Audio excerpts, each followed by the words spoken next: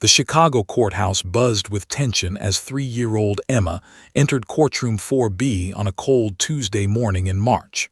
Her tiny fingers gripped a tattered stuffed bunny, its once white fur now gray from countless nights of desperate clutching. The bunny's left ear hung by a thread, and one button eye was missing, but to Emma, it was her only source of comfort in a world that had turned upside down. Her eyes darted nervously around the intimidating space. The high ceiling seemed to stretch endlessly above her, making her feel even smaller than she already was. Everything echoed: footsteps, whispers, the shuffling of papers, and each sound made her flinch. The wooden benches were too tall for her feet to touch the ground, and the fluorescent lights buzzed with an ominous hum that seemed to vibrate in her chest. This custody battle had turned ugly over the past 8 months. What had started as a mutual agreement to separate had devolved into a bitter war, with Emma caught in the crossfire. Her parents hadn't looked at each other in months, not with kindness anyway. When they did make eye contact, it was filled with resentment, anger, and a pain so deep that even Emma, in her limited understanding, could feel its weight pressing down on the entire family. Judge sat behind her imposing bench, her reading glasses perched on her nose as she reviewed the thick file before her. She'd been on the family court bench for 17 years and had seen hundreds of custody cases, but they never got easier, especially when children this young were involved. She sighed, knowing how traumatic this would be for such a small child. The judge had 3 around Emma's age, and the thought of any of them in this position made her heart ache. Emma's mother, Sarah, sat rigid on the left side of the courtroom, her arms crossed tightly over her chest as if holding herself together by sheer force of will. Her auburn hair was pulled back in a severe bun, and dark circles under her eyes betrayed countless sleepless nights. She wore a conservative navy suit that made her look professional but somehow diminished, as if she were trying to disappear into the formality of the proceedings.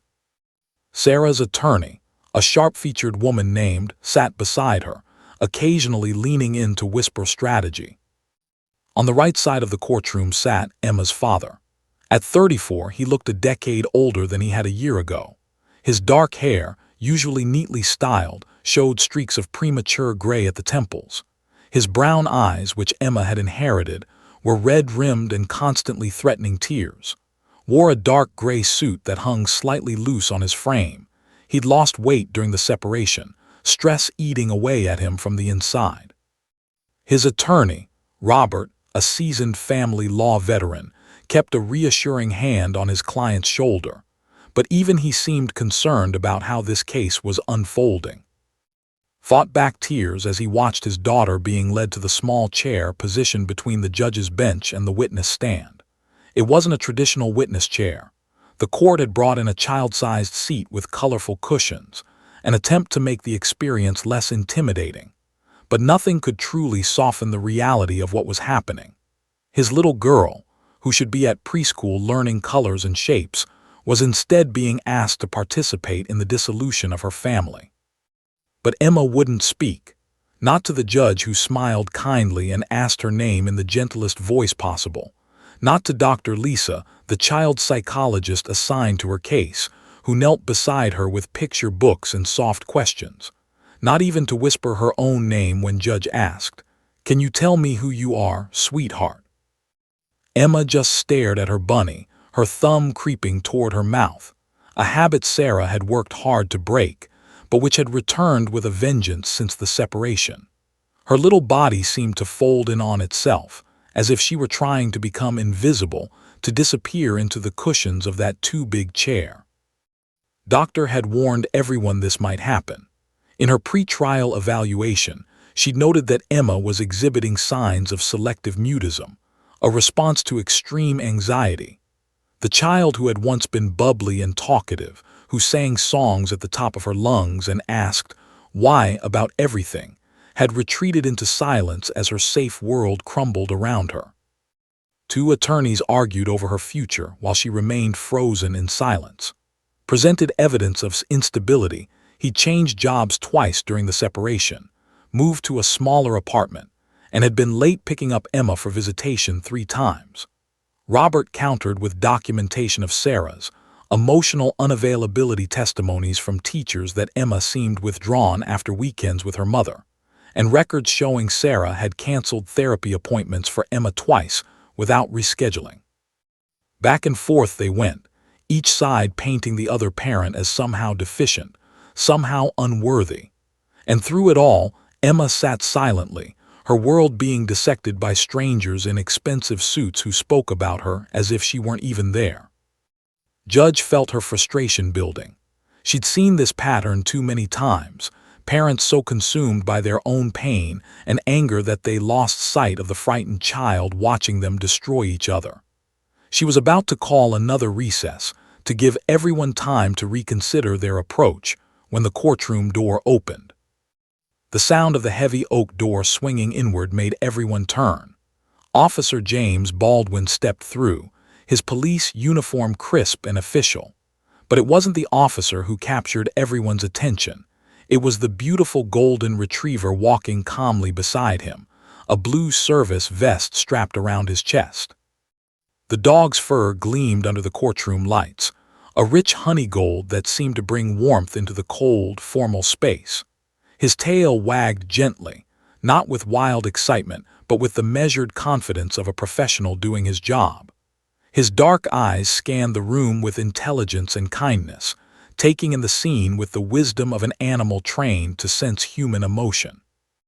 Officer Baldwin had brought Ranger, the courthouse's certified therapy dog, specifically requested by doctor to help Emma feel comfortable enough to communicate. Ranger had been working with traumatized children for 6 months, and his success rate was remarkable. Kids who couldn't talk to adults would whisper to him. Children who couldn't stop crying would calm in his presence. He was, in many ways, a miracle worker in fur. But no one expected what happened next. The moment Emma's eyes landed on the golden retriever, her entire body changed. The tension that had held her rigid melted away. Her eyes widened, not with fear but with recognition, with joy, with something that looked like desperate hope. The stuffed bunny fell from her fingers, forgotten, as she stared at the dog walking down the aisle of the courtroom. And then, for the first time in over an hour, Emma spoke. Her voice rang out, clear and certain and filled with an emotion so powerful it stopped everyone cold. "Buddy, Daddy's dog."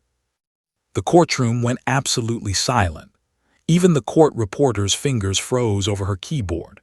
Time seemed to suspend as everyone processed what the little girl had just said. Then Emma was moving, sliding off her chair with surprising speed, her little legs carrying her forward as she ran toward the dog with her arms outstretched. "He came back, he came back," Emma sobbed, her voice breaking with relief and joy, and 6 months of pent-up grief suddenly released. She threw her arms around Ranger's neck, burying her face in his soft fur, her small body shaking with the force of her emotions. Officer Baldwin stepped back instinctively, his training telling him something significant was happening even though he didn't understand what. "Miss, this dog's name is Ranger," he said gently, confused. "He's been with me for months. He's a therapy dog." But Emma wouldn't listen. She couldn't hear anything except the pounding of her own heart and the overwhelming relief of finding something she thought was lost forever. She buried her face deeper into the dog's fur, whispering words only the animal could hear. "I missed you so much, buddy. I looked everywhere. Where did you go? Why did you leave me?" The dog, for his part, responded in a way that made Officer Baldwin's certainty waver. Ranger pressed his head against Emma's chest, letting out a soft whine, not of distress, but of recognition, of connection. His tail wagged faster, and he began licking the tears from Emma's face with urgent gentleness, as if he, too, had been searching for this little girl. Shot to his feet, his chair scraping loudly against the floor. His face had drained of all color, leaving him pale as paper. "That's impossible," he breathed, staring at the dog as if seeing a ghost. His hands gripped the table in front of him, knuckles white. "It can't be. Buddy's been gone for 6 months. We looked everywhere. I filed reports, called every shelter within 100 miles, posted thousands of flyers. He just vanished." Sarah's attorney objected loudly, her voice sharp and professional. "Your Honor, this is clearly a distraction. All golden retrievers look similar to a child this age. This is an emotionally manipulative display that—" But Judge raised her hand for silence, her instincts, honed over nearly 2 decades on the bench, telling her something extraordinary was unfolding. She leaned forward, watching the child and the dog with intense focus. There was something in the way they interacted, something in Emma's absolute certainty and the dog's responsive behavior that couldn't be easily dismissed. "Everyone sit down," the judge commanded quietly. "Officer Baldwin, stay where you are." Doctor approached slowly. "Let's figure out what's actually happening here before anyone jumps to conclusions." The courtroom remained frozen, every eye fixed on the small girl and the golden retriever, as the impossible began to seem just slightly possible. And in that moment, a custody case that had seemed destined for a bitter, lengthy battle took a turn that no one, not the attorneys, not the parents, not even the experienced judge, could have predicted. Something had just changed, something profound and unexplainable, and it all started because a 3-year-old girl pointed at a dog and spoke a truth that would unravel everything the adults thought they knew. The courtroom remained suspended in that strange, electric silence as everyone tried to process what had just happened. Emma clung to Ranger's neck with the desperate intensity of a child who had found something precious she thought was lost forever. Her small fingers buried themselves deep in the dog's golden fur, as if she feared that letting go, even for a second, would cause him to vanish again into whatever mysterious place he disappeared to 6 months ago. Officer James Baldwin stood motionless, his hand still holding Ranger's leash loosely, his mind racing to make sense of the situation. He'd been a K-9 officer for 12 years before transitioning to the courthouse therapy dog program, and he'd seen countless reunions between dogs and their owners. There was always something unmistakable about those moments, a specific energy, a particular body language that couldn't be faked. And watching Ranger now, watching how the dog pressed himself against this little girl with such focused attention, such gentle urgency, it triggered every instinct Baldwin had. But it didn't make sense. Ranger had come to him through the Chicago Animal Rescue Foundation 6 months ago. The dog had been found wandering along Interstate 94, disoriented and exhausted, with no collar and no identification. They'd held him for the legally required period, run him through all the databases, checked for microchips, standard procedure, and found nothing. The dog had been clean, well-fed, clearly someone's pet, but completely untraceable. Baldwin had fostered Ranger during that waiting period, and when no one came forward, he'd officially adopted him and begun training him as a therapy dog. The golden retriever had taken to the work beautifully, almost as if he'd been born for it. He had an uncanny ability to sense distress, to know exactly which child needed him most, to remain calm in situations that would agitate other dogs. In 6 months, Ranger had become an invaluable part of the courthouse's victim services program. And now this little girl was calling him Buddy. Dr. Lisa approached slowly, her years of experience with traumatized children guiding every careful step. She knelt beside Emma, close enough to observe but far enough not to intrude on whatever was happening between the child and the dog. "Emma, sweetie," she said softly, her voice barely above a whisper, "can you look at me for just a moment?" Emma shook her head against Ranger's fur, refusing to break contact with the dog. "He's Buddy," she insisted, her voice muffled but fierce.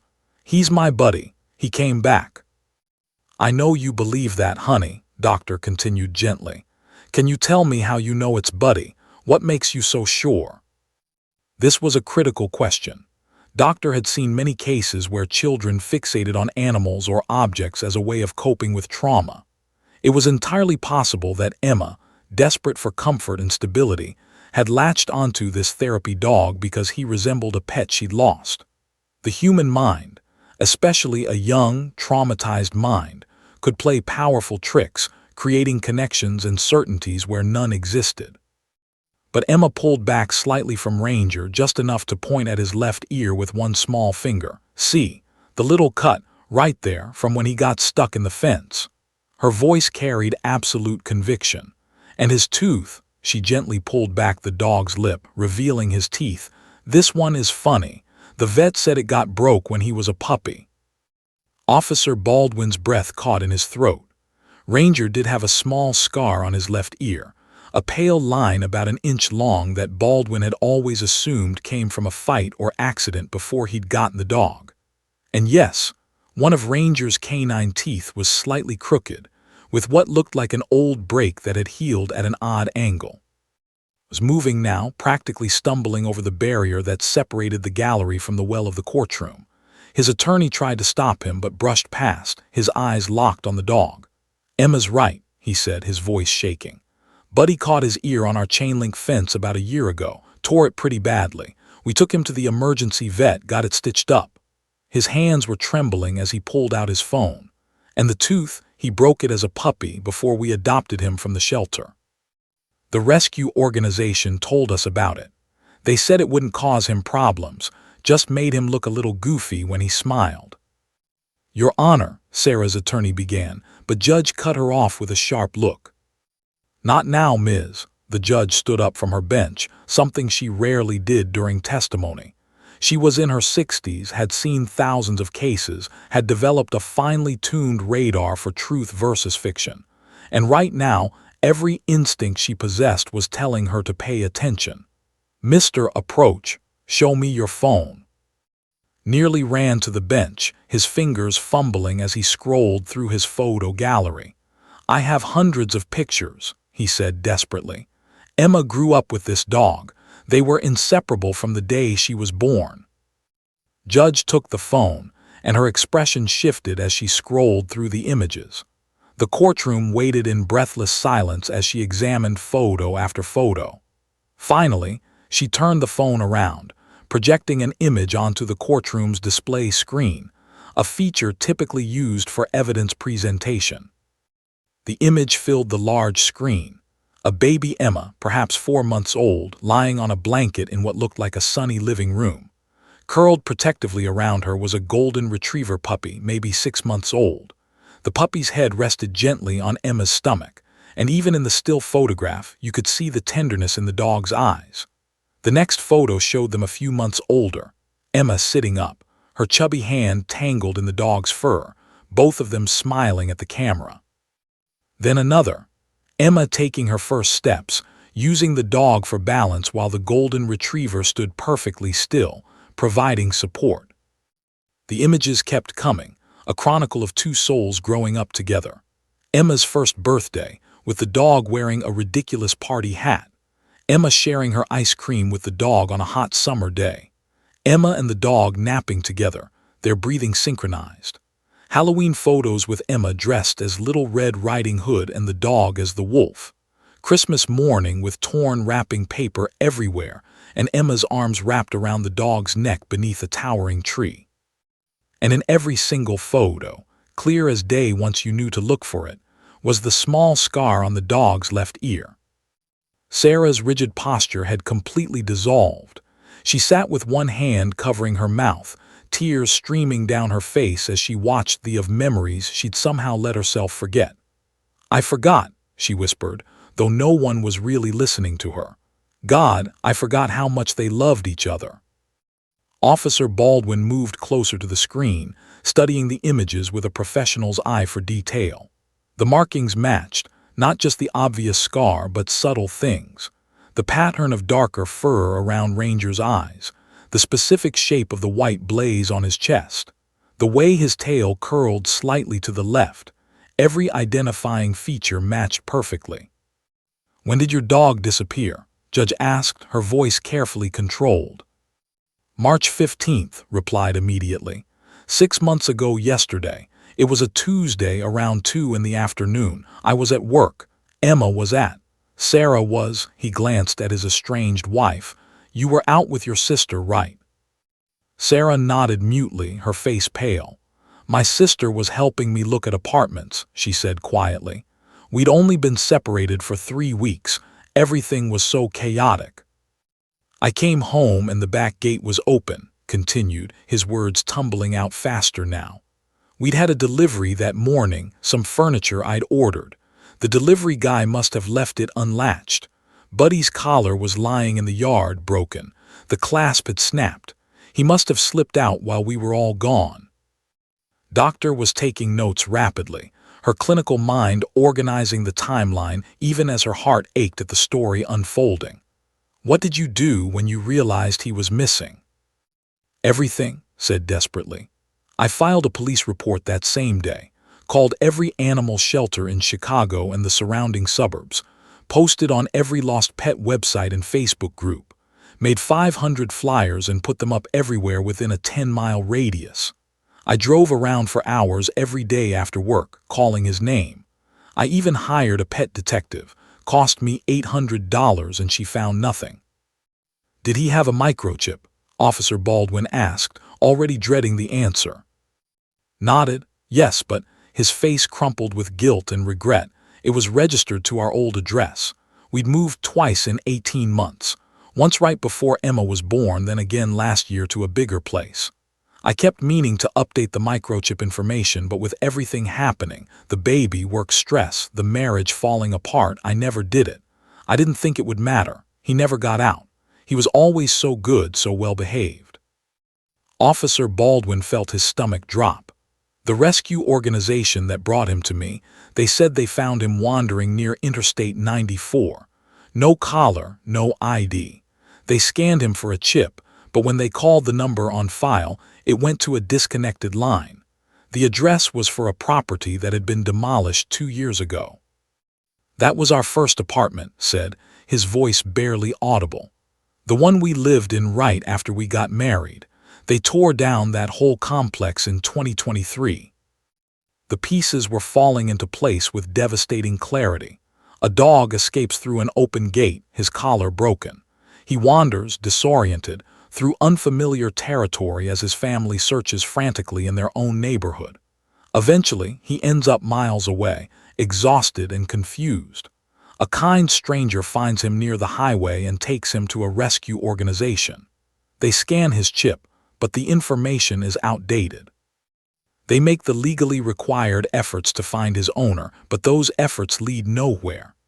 After the mandatory holding period, the dog is placed with a foster, Officer Baldwin, who trains him as a therapy dog.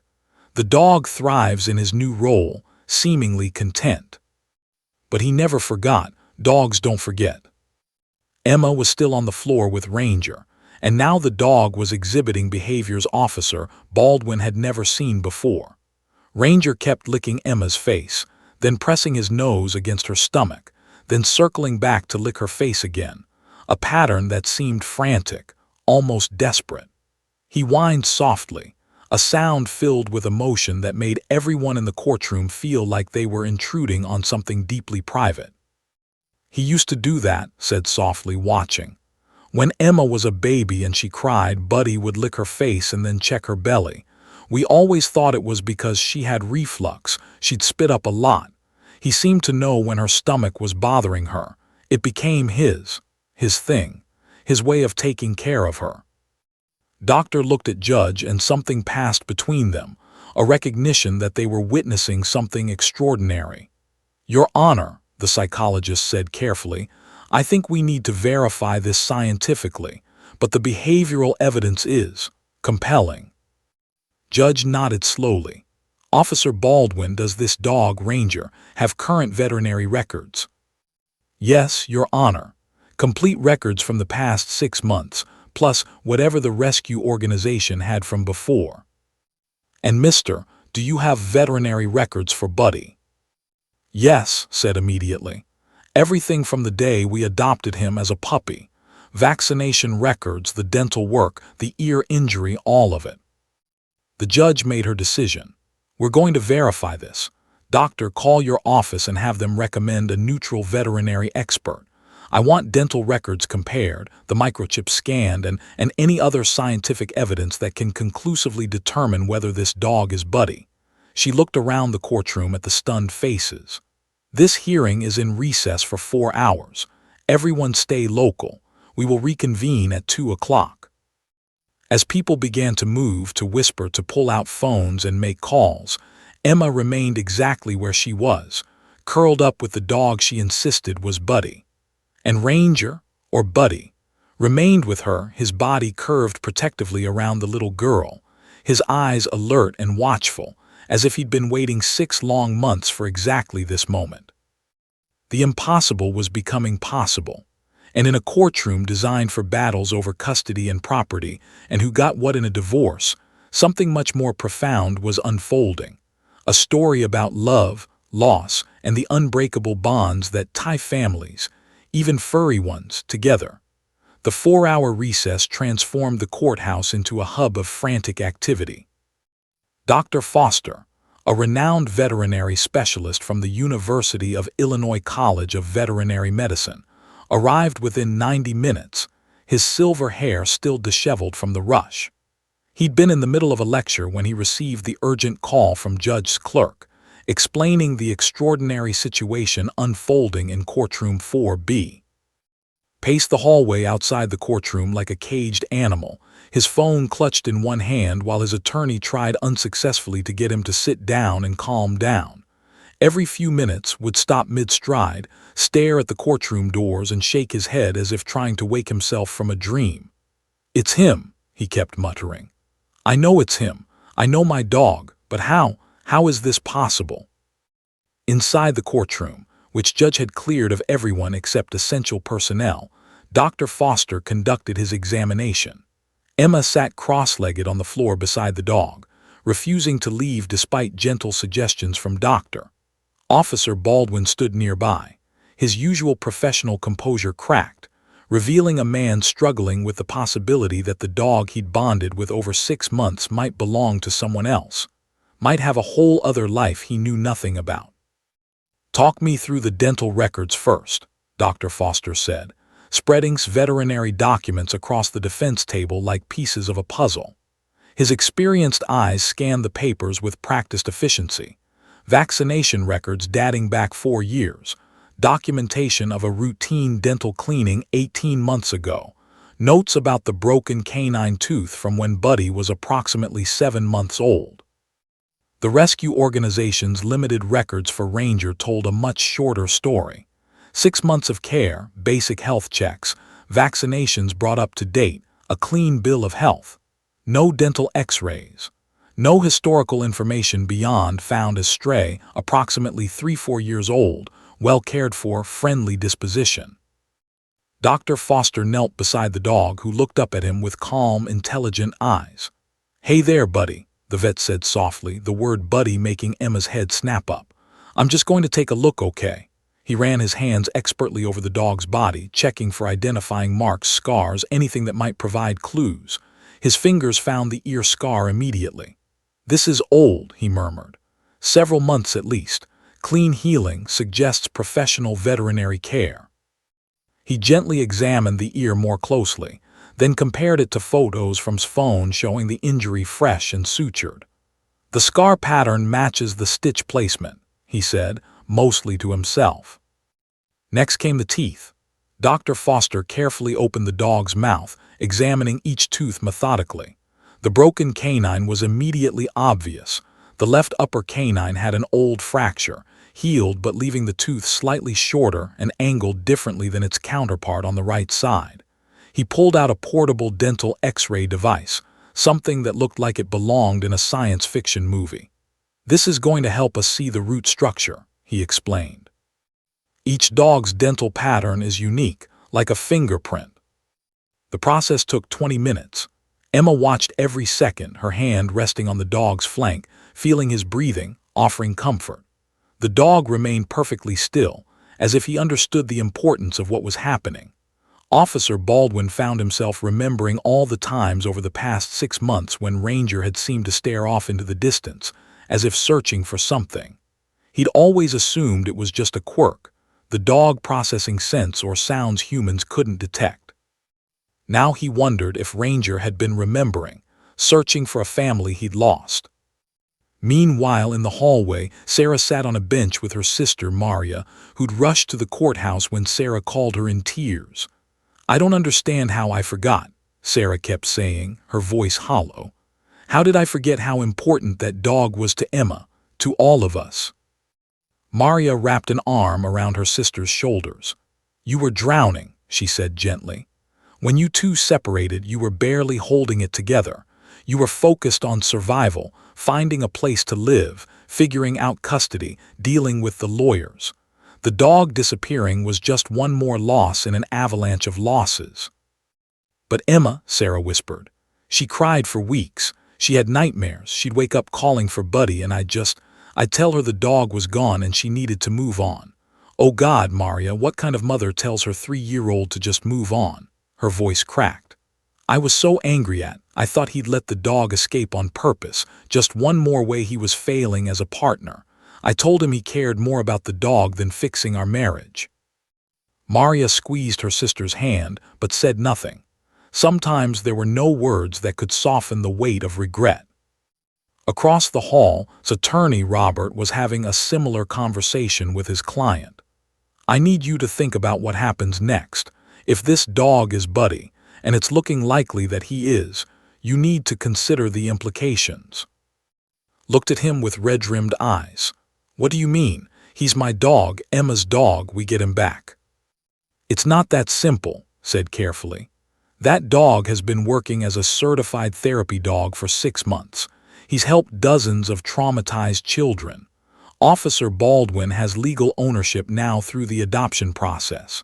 Yes, you can prove prior ownership and the microchip registration, but there could be a legal challenge about whether—" "I don't care about legal challenges," interrupted fiercely. "That's my daughter's dog. Do you understand what it did to Emma when he disappeared? She stopped talking for 2 weeks. 2 weeks. She wouldn't eat. She'd sit by the back door waiting for him to come home. She drew pictures of him every single day. At night, she'd cry herself to sleep asking me where Buddy went, and I had no answers. I had nothing to give her except empty promises that we'd find him." He stood up abruptly, running his hands through his hair. "And you know what the worst part was? The absolute worst part. I was almost relieved when he disappeared. Can you believe that? My daughter was heartbroken, and part of me was relieved because it was one less thing to fight with Sarah about. One less responsibility when everything was falling apart. What kind of person thinks like that?" Gripped his shoulder firmly. "A person who was drowning. You were going through a divorce, trying to be a good father, working 2 jobs to afford child support and a new apartment. You're human.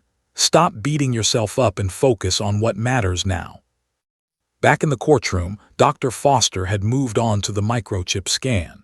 He ran the scanner over the dog's left shoulder blade, and the device beeped immediately, displaying a 15-digit number on its small screen. Foster read it aloud: 9824567821.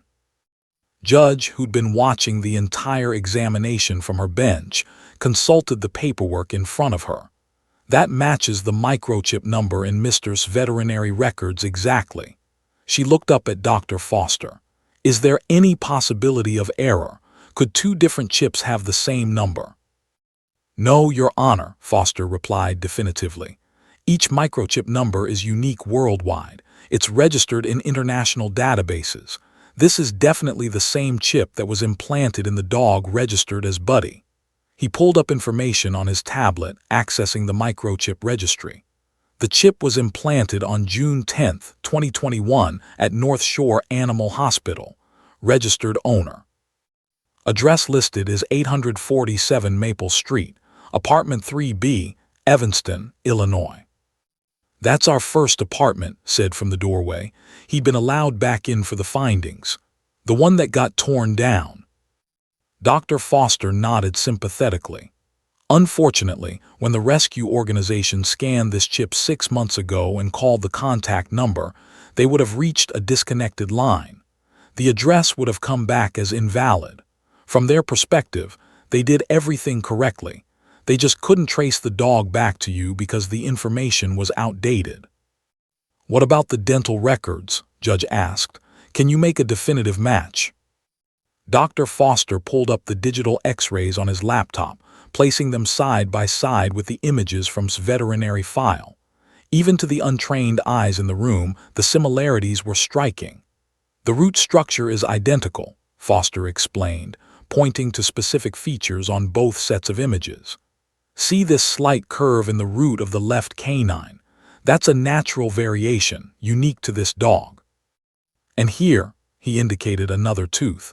There's evidence of a minor cavity that was filled approximately 18 months ago.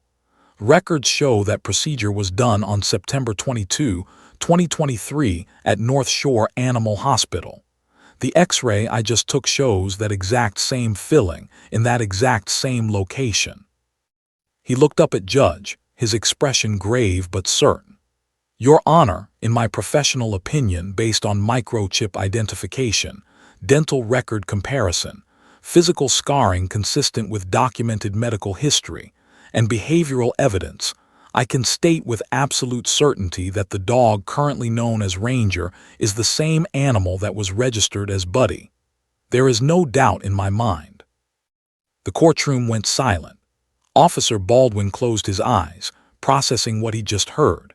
Doctor made a notation in her file, her clinical detachment cracking slightly as she watched Emma stroke the dog's fur with complete contentment, oblivious to the complicated adult world swirling around her. Judge removed her glasses and rubbed the bridge of her nose, wondering how she was going to navigate the legal and ethical minefield this situation presented.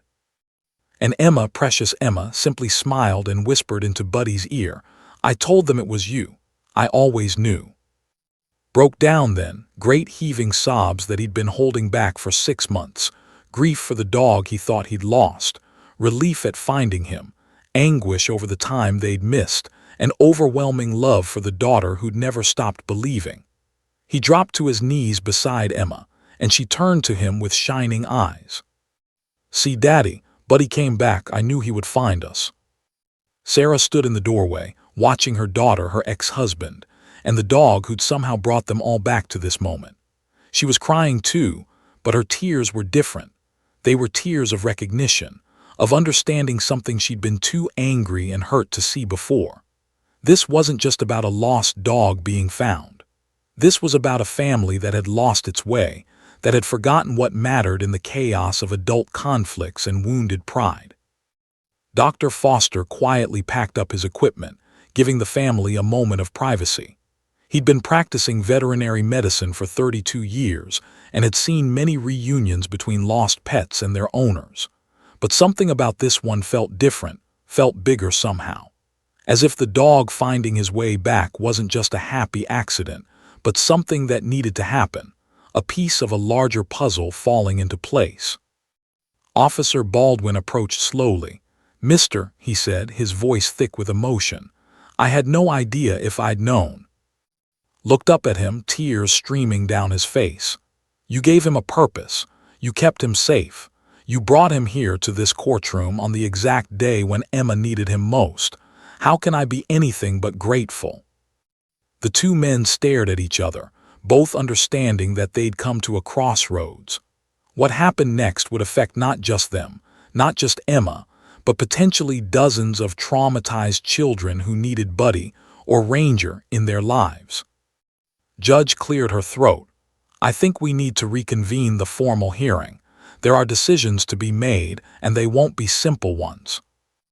As everyone filed out to prepare for the afternoon session, Emma remained with Buddy, telling him stories about everything he'd missed, her preschool graduation, the new swing set at the park, her favorite bedtime stories. And Buddy listened to every word, his tail wagging gently, his eyes never leaving her face, as if he, too, was catching up on 6 months of lost time. The mystery was solved, but the real challenge was just beginning. When Judge reconvened the hearing at precisely 2 o'clock, the atmosphere in courtroom 4B had fundamentally shifted. What had begun as a contentious custody battle, two parents fighting over their daughter like she was property to be divided, had transformed into something none of them could have anticipated. The judge looked out at the assembled parties with the weight of 17 years on the bench behind her eyes. knowing she was about to navigate territory no family court manual had ever prepared her for. "Before we proceed," Judge began, her voice carrying the authority that came from years of making impossible decisions, "I want to make something clear. Dr. Foster's findings are conclusive. The dog currently registered as Ranger with the Cook County Courthouse Therapy Dog Program is definitively the same animal that was registered as Buddy and reported missing 6 months ago. This is not a matter of opinion or debate. It is established fact." She paused, letting that sink in. "However, what we do with that fact, that's where things become complicated." Sarah's attorney stood immediately. "Your Honor, with all due respect, this is a custody hearing regarding Emma. While this development is certainly unusual, it shouldn't distract from the matter at hand, which is determining the best placement for the child." "Sit down, Ms." Judge said, not unkindly but firmly.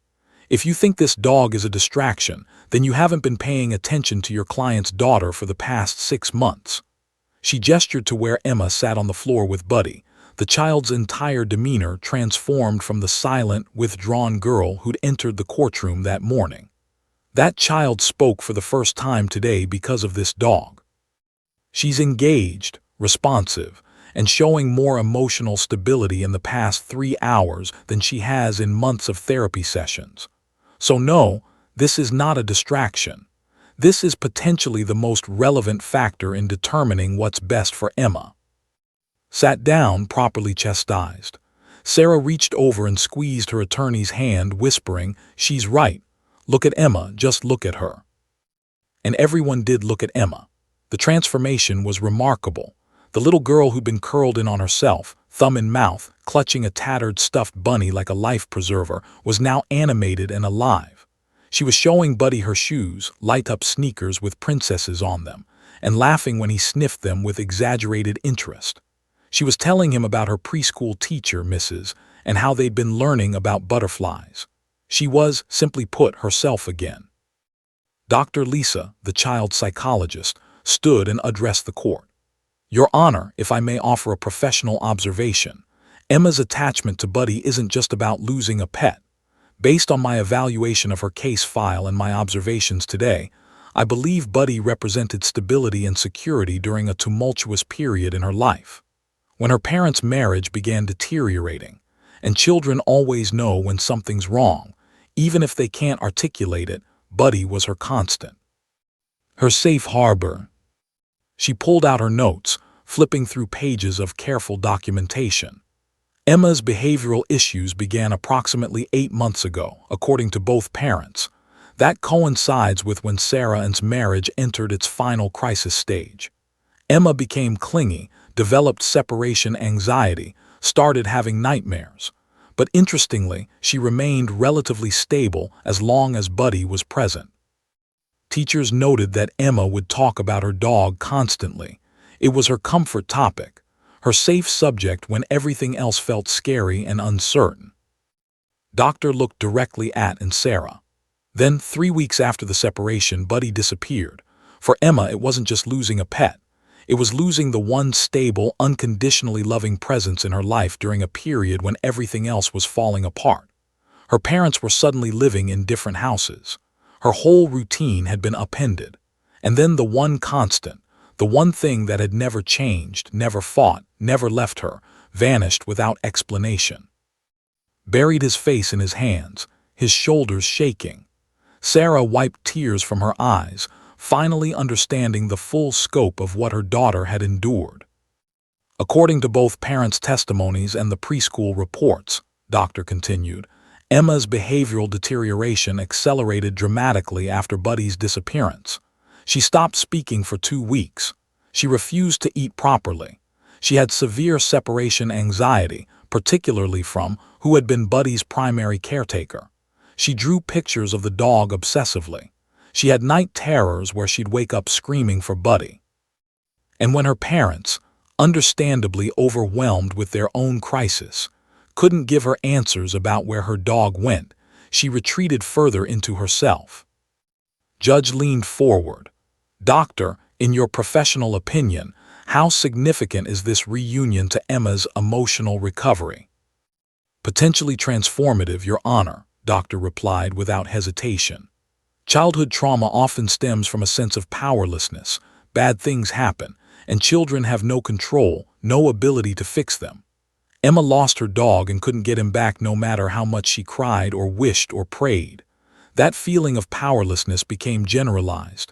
She couldn't keep her parents together, couldn't make her world safe again, couldn't control anything. But today, something impossible happened. Her dog came back. Against all odds, against all logic, Buddy walked into this courtroom. From Emma's perspective, miracles are possible. Lost things can be found. Her voice matters, she pointed and said, "That's Daddy's dog." And it turned out she was right when all the adults were confused.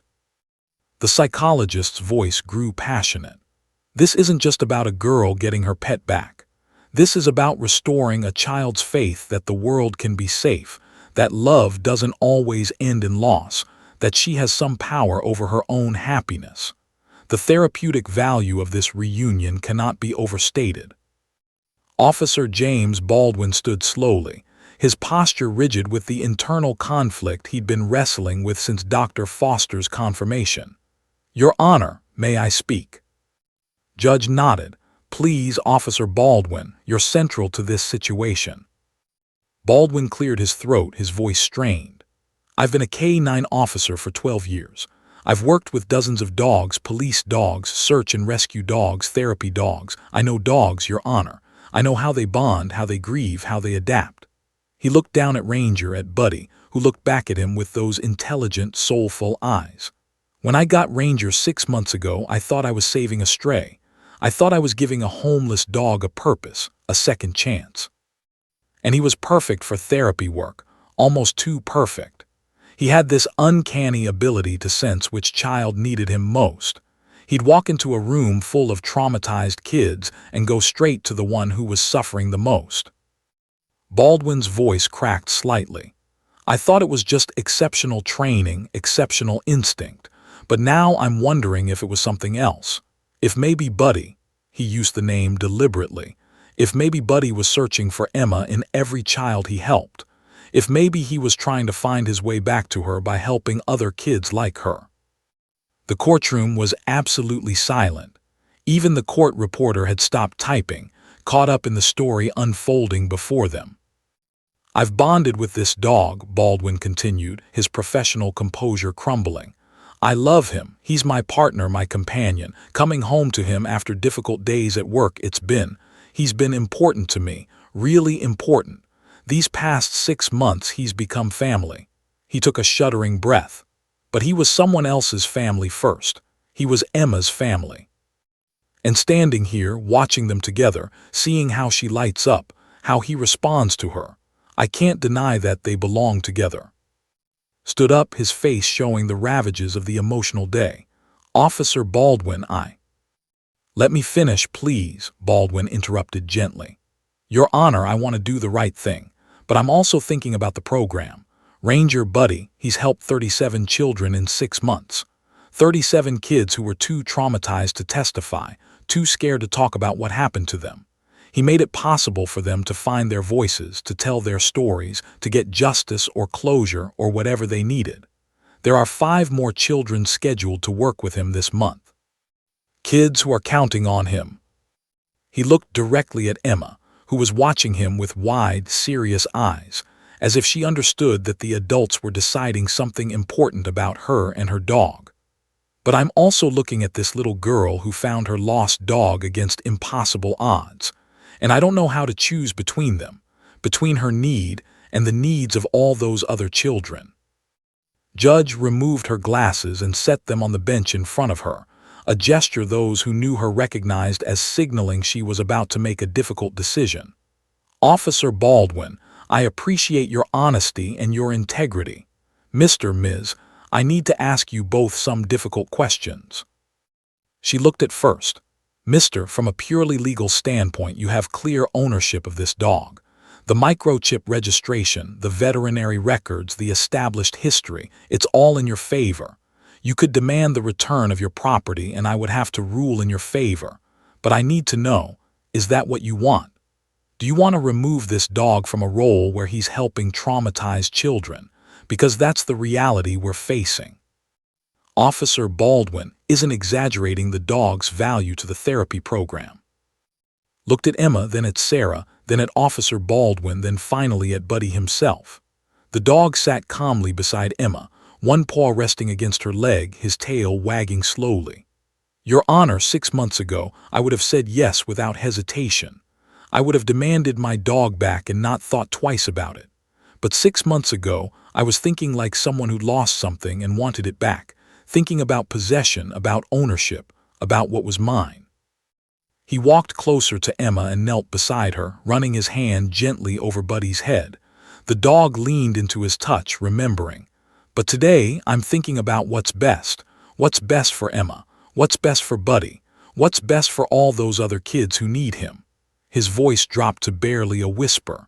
I don't know what the right answer is anymore. Sarah stood up suddenly, surprising everyone. She'd been silent for most of the hearing, letting her attorney speak for her, hiding behind the formality of legal proceedings. But now she stepped forward, her voice clear and strong. I need to say something. I need to apologize. She really looked at him for the first time in months. When Buddy disappeared, I blamed you. I told you that you were careless, that you'd let the gate open, that you cared more about the dog than about saving our marriage. I was cruel. I was so wrapped up in my own pain that I couldn't see yours. I couldn't see Emma's. Her voice broke. I told our daughter to stop crying about a stupid dog. I told her she needed to move on, to grow up, to stop being a baby. What kind of mother says that to her 3-year-old? She turned to Emma, dropping to her knees beside. Baby, I'm so sorry. Mommy was wrong. Buddy wasn't stupid and you weren't being a baby. You were grieving and I should have helped you. I should have held you and cried with you and kept looking for him until we found him. Emma looked at her mother with those wide, wise eyes that children have, eyes that see through adult pretenses to the truth underneath. It's okay, Mommy. Buddy found me. He came back. And in that simple statement of faith and forgiveness, something shifted in the courtroom. The adversarial energy that had permeated the space all morning, the sense of two sides battling for victory, began to dissolve, replaced by something softer, something that felt almost like hope. Judge watched this transformation with the satisfaction of someone who'd spent years trying to help families find their way through darkness. I'm going to call another recess, she said. I want all parties, Mr. and Ms., Officer Baldwin, both attorneys and doctor in my chambers in 15 minutes. We're going to figure out a solution that serves everyone's best interests, particularly Emma's. This isn't a situation where someone wins and someone loses. We need to find a way for everyone to win. As people began gathering their materials, Emma continued sitting with Buddy, telling him about the butterfly she'd seen yesterday, completely unaware that the adults around her were trying to figure out how to split a miracle in two. Judge's chambers were a stark contrast to the formal courtroom, lined with law books, family photos of her, and a worn leather couch that had witnessed countless difficult conversations. The afternoon sunlight streamed through the windows, casting long shadows across the burgundy carpet as everyone filed in. The space felt intimate, almost uncomfortably so, forcing the adversarial parties to sit close together, to see each other as people rather than opponents. Dr. Foster had been asked to join them, his veterinary expertise potentially crucial to whatever solution they might devise. He sat with his laptop open, the dental x-rays and microchip data still displayed on the screen, irrefutable evidence of an impossible reunion. Before we discuss solutions, Judge began, settling into the chair behind her desk, I want to make absolutely certain we have all the facts correct. Dr. Foster, walk us through your findings one more time. I want no room for doubt, no possibility of error that could complicate things later. Dr. Foster nodded, his silver hair catching the sunlight as he adjusted his laptop screen so everyone could see. The evidence is multi-layered and conclusive, he began, his clinical tone providing a steadying influence in the emotionally charged room. First, the microchip. Each microchip has a unique 15-digit identification number that's registered in international databases. The chip in this dog reads as 982456781, which matches exactly the registration number Mr. provided from his veterinary records. He pulled up the microchip registry on his screen. This chip was implanted on June 10, 2021, at North Shore Animal Hospital in Evanston. The registration shows the dog's name as Buddy, breed as Golden Retriever, date of birth estimated as March 2021. The registered owner is, he paused, looking at with sympathy. The contact information listed is the address at 847 Maple Street, Apartment 3B, Evanston, which I understand no longer exists, and a phone number that was disconnected approximately 18 months ago when you changed carriers. Nodded miserably. I switched to a cheaper phone plan when money got tight. I never thought about updating the microchip information. It seemed like such a small thing. It's a common oversight, Dr. Foster said kindly. Perhaps the most common reason why pets can't be reunited with their owners. The technology is only as good as the data. He moved to the next screen. Now, the dental evidence. This is where things become absolutely irrefutable. Every dog's dental structure is unique. The spacing, the root patterns, the natural variations in tooth development. It's as individual as a human fingerprint. He displayed the x-rays side by side, the ones from his veterinary file dated September 2023 and the ones he'd taken just hours ago. Look here, he pointed to specific features. This is the left upper canine with the old fracture. You can see in both images the exact same irregular healing pattern in the root. The fracture occurred when the dog was approximately 7 months old before Mr. adopted him. It healed naturally but left this distinctive pattern. Sarah leaned forward, studying the images intently. They look identical, she whispered. Because they are, Dr. Foster confirmed. But there's more. Here, he indicated another tooth. This second premolar shows evidence of a minor cavity that was filled 18 months ago. The filling material shows up as this bright white spot in both x-rays. Same tooth, same location, same size. The probability of two different dogs having this exact combination of dental characteristics is astronomically low, essentially impossible. He pulled up another set of images. Additionally, I examined the physical scarring. The dog has a linear scar on his left ear, approximately 1 inch long, consistent with a laceration that was professionally sutured. Mr. provided photos showing this exact injury when it was fresh, and the healing pattern matches perfectly. The scar tissue is approximately 12 months old, which corresponds with the timeline Mr. provided. The injury occurred in March 2024, healed over several weeks. Officer Baldwin sat with his hands clasped tightly together, his knuckles white. When the rescue organization scanned him 6 months ago, why didn't the microchip lead them to? They did everything correctly, Dr. Foster assured him. They scanned, found the chip, called the registered number. It was disconnected. They looked up the address. It came back as a demolished property. They posted the dog's information on lost pet databases, held him for the legally required period, checked local veterinary clinics. But without current contact information and with no one coming forward to claim him, he entered the adoption system. He closed his laptop gently. It was a perfect storm of unfortunate circumstances. The timing of the separation, the address being demolished, the phone number disconnecting, the collar breaking. Any one of those things handled differently, and Buddy would have been home within days. The room fell silent as everyone absorbed the weight of those near misses, those small moments that had cascaded into 6 months of separation and grief. Judge spoke carefully, her years of experience guiding her words. So we have absolute scientific certainty that Ranger and Buddy are the same dog.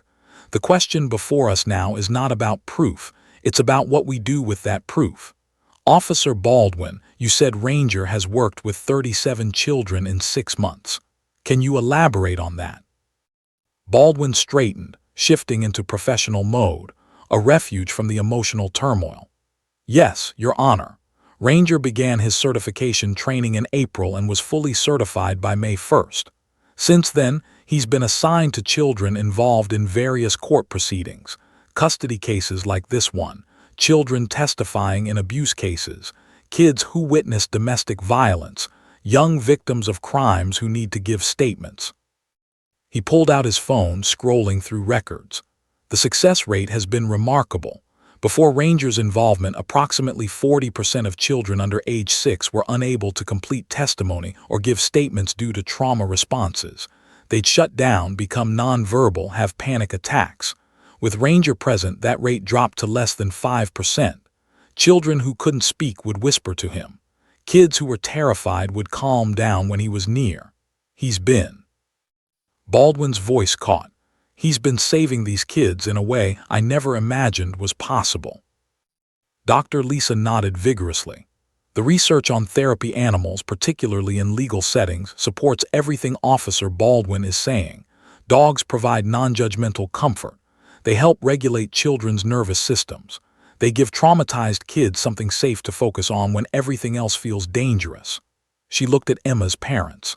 What we saw today with Emma, that transformation from shut down and silent to engaged and communicative, that's what Ranger does. That's his gift. Attorney Roberts spoke up. Your Honor, while I understand the value of the therapy work, my client has clear legal ownership of this animal. The law is unambiguous. The dog was stolen property, not intentionally, but legally speaking. Officer Baldwin has been in possession of stolen property for 6 months. Mr. has every right to reclaim his dog immediately. Stolen property, Sarah's attorney echoed thoughtfully. That's an interesting characterization. Is that really how we want to frame this? As if Officer Baldwin did something wrong by rescuing a lost animal and training him to help traumatized children. I'm not suggesting wrongdoing, clarified. I'm stating legal fact. The dog belongs to, period. Judge raised her hand, cutting off the brewing argument. Let's move past the legal posturing. Yes, Mr. has ownership rights. Yes, Officer Baldwin has been providing valuable public service with this animal. Both things are true. The question is, what solution serves the greatest good? She turned to directly. Mister, I need you to think very carefully about what you want. Not what you think you should want, not what looks good legally. What do you actually want for your daughter, for this dog, and for yourself? Look down at his hands, these hands that had posted hundreds of flyers, that had held Emma while she cried for her lost dog, that had spent 6 months carrying guilt and grief. When he looked up, his eyes were red but clear. Your Honor, 6 months ago when Buddy disappeared, I searched everywhere. I mean everywhere. I drove through every neighborhood within 10 miles. I called every shelter in 3 counties. I posted on every social media group I could find. I spent money I didn't have on a pet detective. I did everything except give up. He paused, gathering his thoughts. But eventually, I had to accept that he was gone. I had to accept that I'd failed to keep him safe, failed to update that stupid microchip information, failed to check that the delivery guy closed the gate properly. And worst of all, I'd failed Emma. I couldn't give her back the one thing that made her feel safe when everything else in her world was falling apart. Sarah made a small sound of protest but continued. So I made peace with it. I told myself that maybe Buddy had found a good home somewhere, that maybe some other family was loving him the way we had. It was the only way I could sleep at night, believing he was okay even if he wasn't with us. He looked directly at Officer Baldwin. And you know what? I was right. He did find a good home. He found you. And more than that, he found a purpose. He's been helping kids just like Emma, scared, traumatized kids who needed exactly what he could give them. His voice strengthened. So when you ask me what I want, Your Honor, it's not a simple answer. Of course I want my dog back. Of course I want Emma to have Buddy in her life every day. But I also want to be the kind of father who teaches his daughter that sometimes love means letting go. Sometimes love means thinking about what's best for everyone, not just ourselves. Sarah stood abruptly, her chair scraping against the floor. Everyone turned to look at her, surprised by the sudden movement. She was crying, tears streaming down her face, but her expression was determined. "I need to say something. I need to say it right now before I lose my nerve." She really looked at him without the armor of anger and hurt she'd been wearing for months. "You didn't fail Emma. You didn't fail anyone. I did. I was so consumed with my own pain, so angry about our marriage ending that I couldn't see past my own needs. When Buddy disappeared, you were devastated. I saw it, I knew it. But I told myself you were being dramatic, that it was just a dog, that you needed to focus on real problems like our crumbling family." Her voice broke, but she pushed forward. "I was wrong, so unbelievably wrong. That dog wasn't just anything. He was Emma's anchor. He was your companion through the worst time of your life. He was part of our family, and I dismissed him because I was too wrapped up in my own anger to acknowledge anyone else's grief." She turned to Officer Baldwin. "And you've been taking care of our dog for 6 months. You didn't know he had a family looking for him. You gave him purpose and training and love. You've used him to help dozens of children. How can I resent that? How can anyone resent that?" Sarah wiped her eyes, smudging her carefully applied makeup. "Your Honor, I came into this courtroom this morning ready to fight, ready to prove that I'm the better parent that doesn't deserve custody, that I should win. But you know what I've learned today? Nobody wins in a custody battle. Nobody. The only one who loses is Emma." She walked to the window, looking out at the Chicago skyline, collecting her thoughts. That little girl recognized her dog instantly. Against all logic, against all probability, she knew. And you know why? Because she never stopped looking. Every golden retriever we passed on the street, she'd check. Every dog in every park, she'd stare at, hopping. She drew pictures of him every single day. She never gave up hope. Sarah turned back to face the room. Emma's faith brought Buddy back to us. Her voice, the voice that's been silent for months in this custody battle, changed everything today. So maybe, just maybe, we should listen to what she's actually trying to tell us. Judge leaned back in her chair, a slight smile playing at the corners of her mouth. "And what do you think she's telling us, Ms.? That love doesn't have to be divided to be shared," Sarah said simply. "That families come in all forms. That sometimes the best solution isn't about winning or losing. It's about finding a way for everyone to be okay."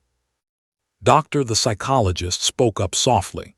"Your Honor, if I may, what I'm witnessing here is extraordinary. These parents came in this morning as adversaries. They've spent months fighting, blaming, hurting each other. But in the space of a few hours, because of this dog, they're actually communicating. They're showing empathy. They're putting Emma's needs ahead of their own egos. This is the breakthrough I've been hopping for in months of therapy sessions." Judge nodded slowly, her experienced eyes taking in every nuance of the dynamics in the room. "Dr. Foster, one final question. From a veterinary and behavioral standpoint, would it be feasible for this dog to maintain bonds with multiple families? Could he work as a therapy dog while also maintaining his connection to the family?" Dr. Foster considered carefully. "Dogs are remarkably adaptable, Your Honor. They're capable of bonding with multiple people and thriving in various environments. Given Buddy's temperament, his calm disposition, his training, his obvious intelligence, I see no reason why he couldn't successfully navigate a shared arrangement. In fact, maintaining his bond with Emma might even enhance his therapy work. He'd be a dog who truly understands loss and reunion, fear and comfort. That lived experience could make him even more effective with traumatized children." Officer Baldwin looked up, hope flickering in his eyes for the first time since the truth had been confirmed. "Are you suggesting some kind of joint custody for a dog?" Judge smiled, a real smile that transformed her usually stern courtroom demeanor. "Officer Baldwin, I've been a family court judge for 17 years. I've seen every variation of custody arrangement imaginable. I've ordered joint custody of cars, vacation homes, family businesses, and yes, even pets. If I can figure out how to split a timeshare in Wisconsin between two people who hate each other, I can certainly figure out how to share a dog between people who all love him." She stood up, her decision made. "Ladies, let's go back into that courtroom and create an arrangement that honors everyone's needs. Emma's need for her dog, Buddy's need for his family, Officer Baldwin's need for his partner, and most importantly, the needs of all those traumatized children who depend on this remarkable animal." As they filed back into the courtroom, caught Officer Baldwin's arm. "Whatever the judge decides, I want you to know thank you. Thank you for taking care of him. Thank you for giving him purpose. Thank you for bringing him here today." Officer Baldwin grips hand firmly, two men who loved the same dog finding common ground. "He's an extraordinary animal. You raised him well." "We'll raise him well together," replied. And in that moment, in that simple exchange, the foundation for something unprecedented was laid. The courtroom felt different when everyone returned. The afternoon sun slanted through the tall windows at a sharper angle, casting the space in amber light that seemed to soften the hard edges of wood and stone. Emma was exactly where they'd left her, sitting cross-legged on the floor with Buddy's head resting in her lap. She was singing to him, a made-up song about butterflies and dogs and finding things you thought were lost forever.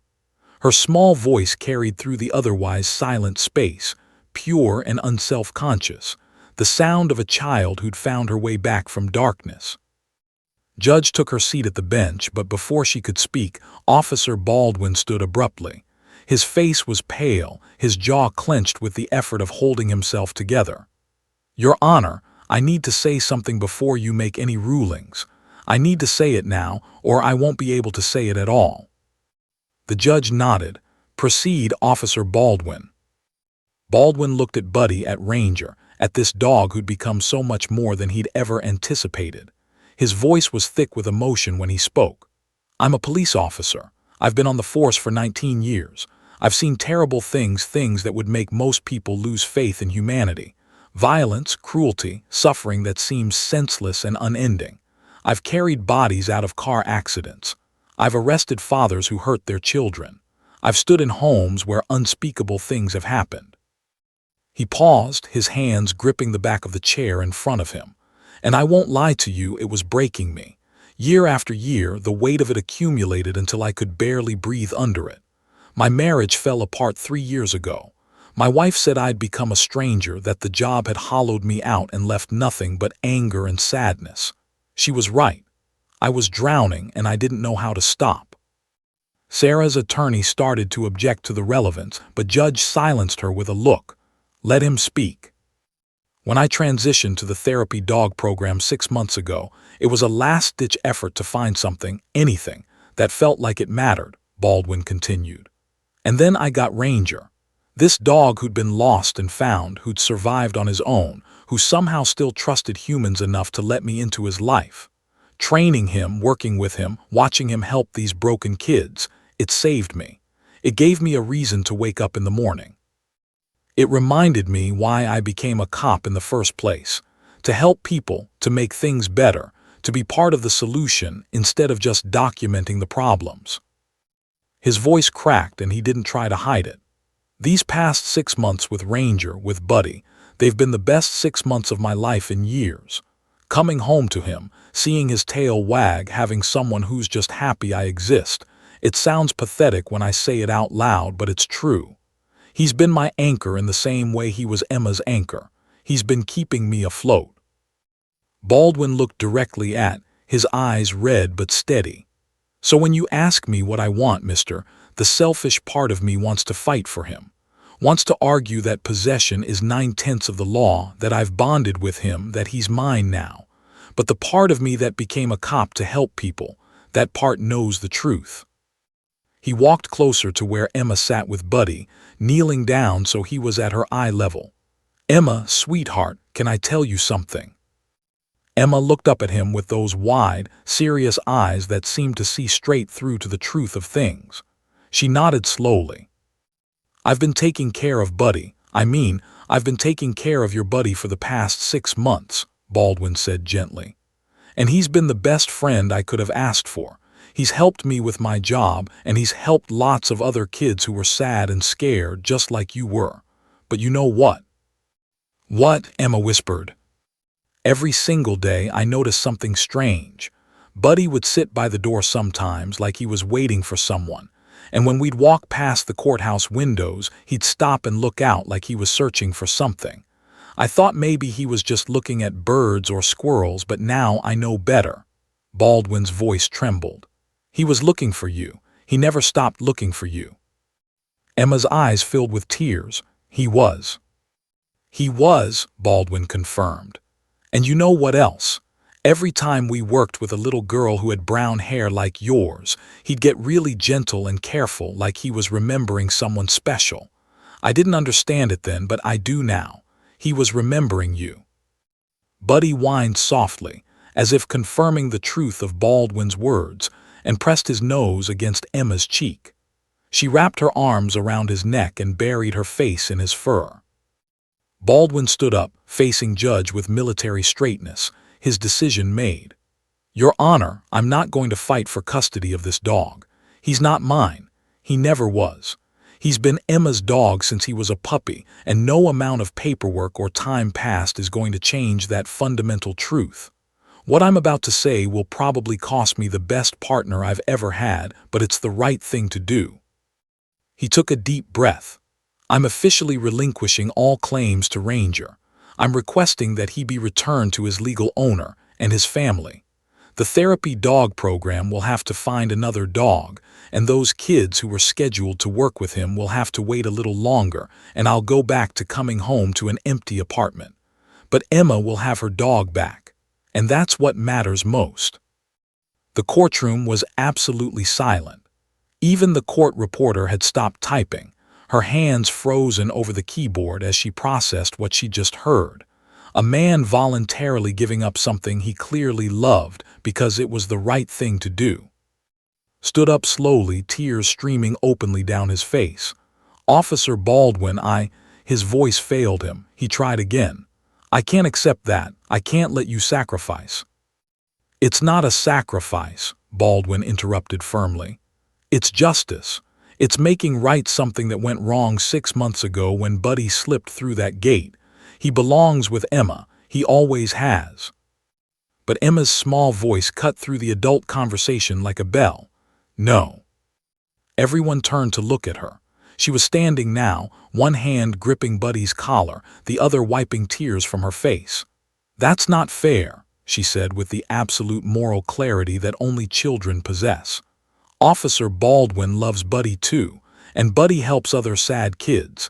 Daddy always says we have to share when it's important. Dr. Lisa moved closer to Emma, kneeling beside her. Emma, what do you mean? What do you think we should do?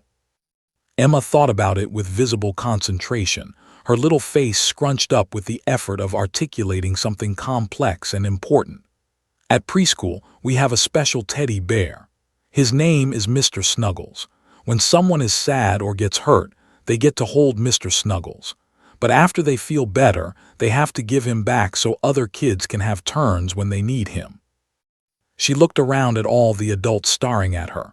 Buddy is like Mr. Snuggles. Lots of kids need him, but I need him too. So maybe, she paused, working through the logic, maybe he can have 2 houses, like me. The simplicity of it. The pure logic of a child who'd been living in 2 homes for months and had figured out that love could exist in multiple places simultaneously, hit everyone like a physical force. Sarah stood up, her face transformed by something like awe. She's right.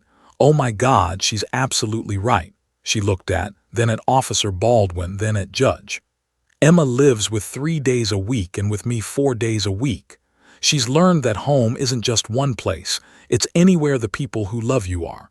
Why can't Buddy learn the same thing? Was nodding, the idea taking shape in his mind. Buddy could work with Officer Baldwin during the week, Monday through Friday, doing the therapy work, helping those kids who need him. Then on weekends he could come home to us, to Emma.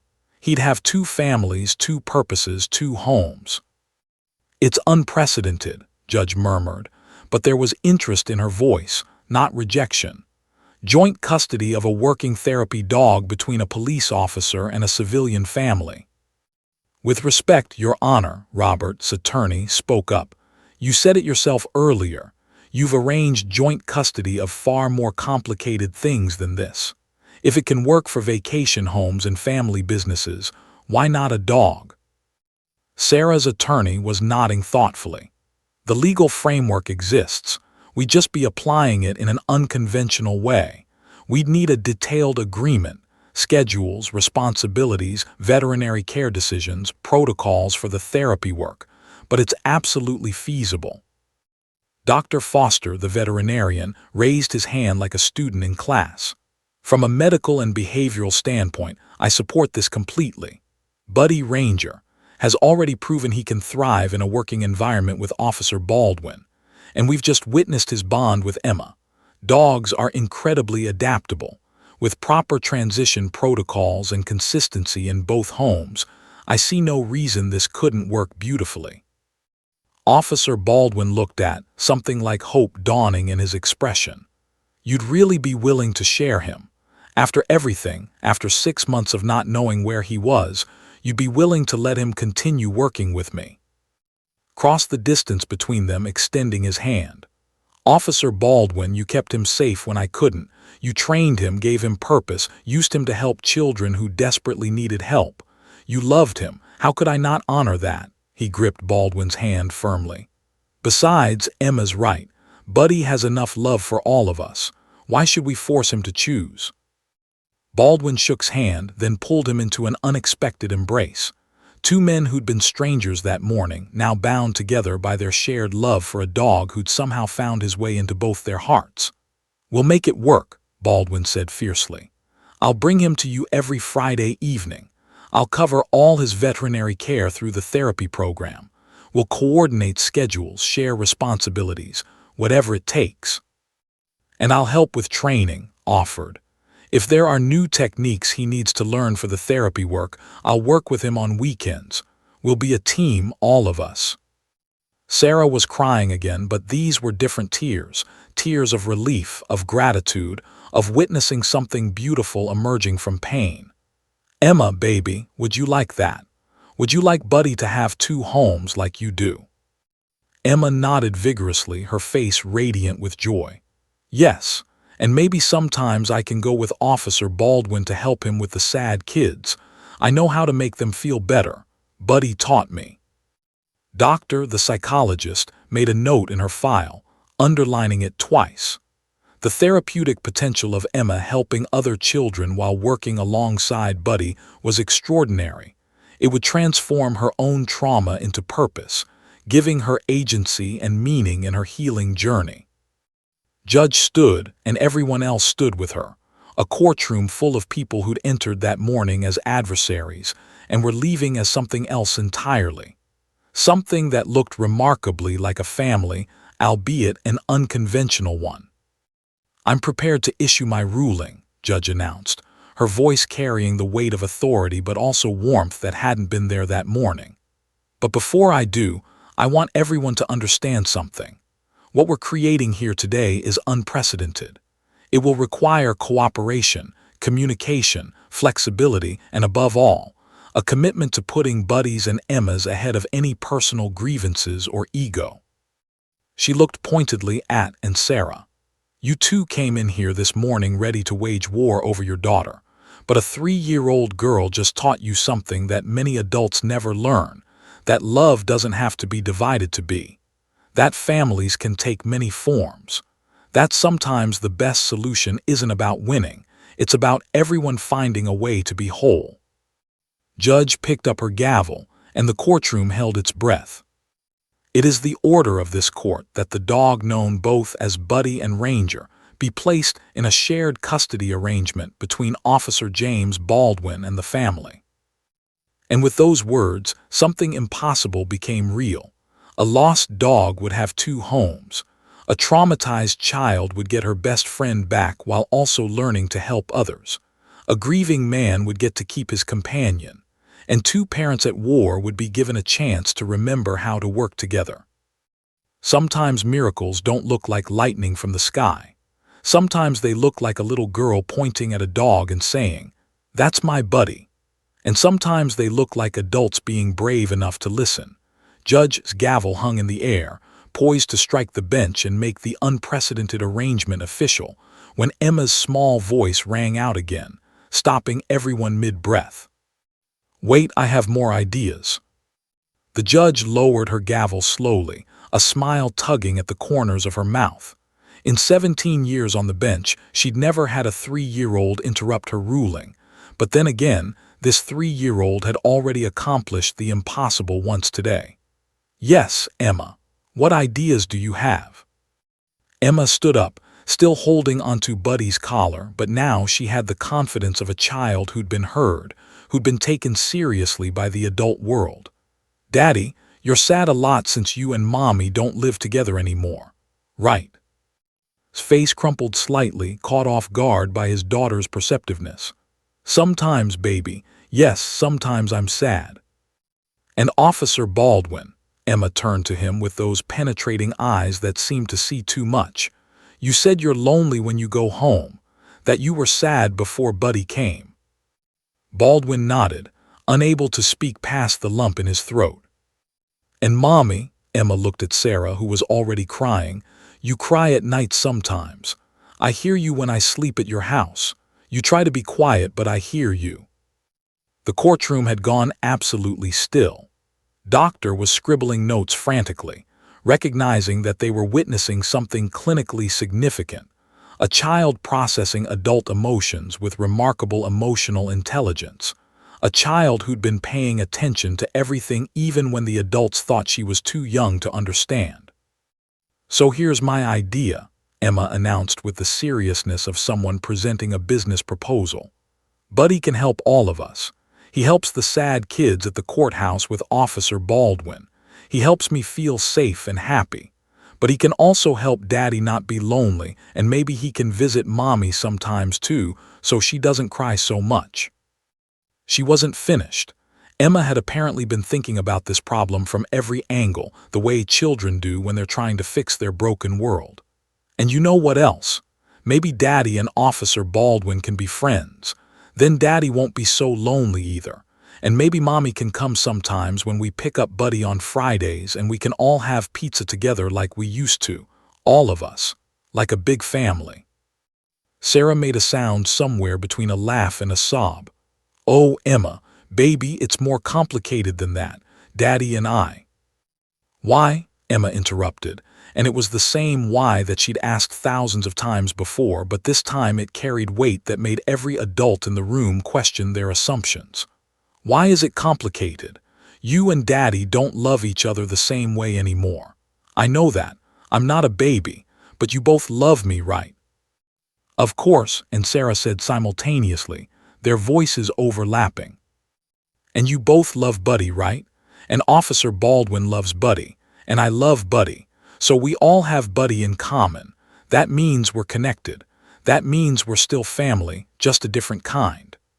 Emma's logic was unassailable, her 3-year-old wisdom cutting through months of adult complications and legal maneuvering. Doctor stood up, unable to contain herself. "Your Honor, I apologize for the interruption, but I need to say something. What Emma is describing, this is the breakthrough I've been working toward for months. She's articulating a healthy understanding of post-divorce family dynamics that some adults never achieve. She's recognizing that families can reconfigure without dissolving, that love can change form without disappearing entirely." The psychologist turned to Sarah. "Your daughter is telling you that she doesn't need you to be married. She doesn't need you to pretend everything is like it was. She just needs you to be civil, to be cooperative, to show her that even though your romantic relationship ended, your family, in a new form, continues. And she's using Buddy as the bridge to help you understand that." Sat down heavily, his face in his hands. When he looked up, his eyes were red but clearer than they'd been in months. "She's right. God help me. My 3-year-old daughter is right, and I've been so wrapped up in my own pain and anger that I couldn't see it." He looked at Sarah across the courtroom, really looked at her, not with resentment or hurt, but with the recognition of shared history, shared responsibility, shared love for the child standing between them. "Sarah, I'm sorry. I'm so sorry. I've been fighting you for months because I was hurt, because I felt rejected and abandoned. But Emma doesn't need us to fight. She needs us to figure out how to be adults, how to put her needs ahead of our wounded pride." Sarah was already moving, crossing the space between them with steps that grew more confident with each stride. She sat down beside, and for the first time since their separation, they sat close enough to touch without flinching away. "I'm sorry too," she whispered. "I blamed you for everything, for the dog getting lost, for the marriage failing, for my own unhappiness. But none of that was fair. We both made mistakes. We both contributed to what went wrong." She reached out tentatively and took his hand, and didn't pull away. They sat there, two people who'd once loved each other enough to marry and create a child, now finding a different kind of love, the love of co-parents, of people bound together by their shared commitment to someone smaller and more important than either of them. Officer Baldwin watched this unfold with a strange mixture of emotions.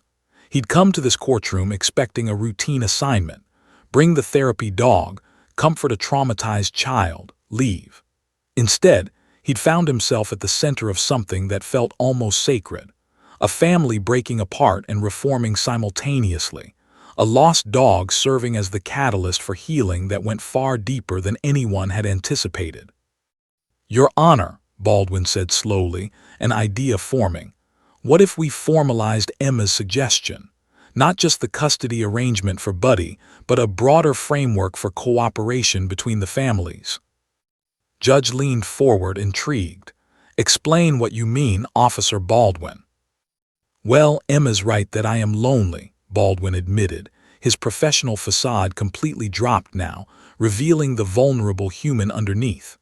"My ex-wife took our social circle when she left.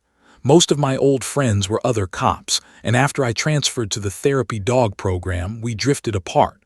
I go to work, I come home, I watch TV with Ranger. That's my life." He looked at Sarah. "But what if this arrangement could be more than just coordinating drop-offs and pickups? What if we actually built something here?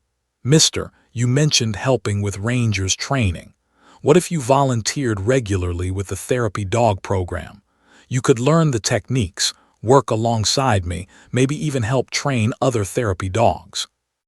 It would give you purpose, give us time to build trust, and give Emma a chance to see her father and her dog working together to help other kids."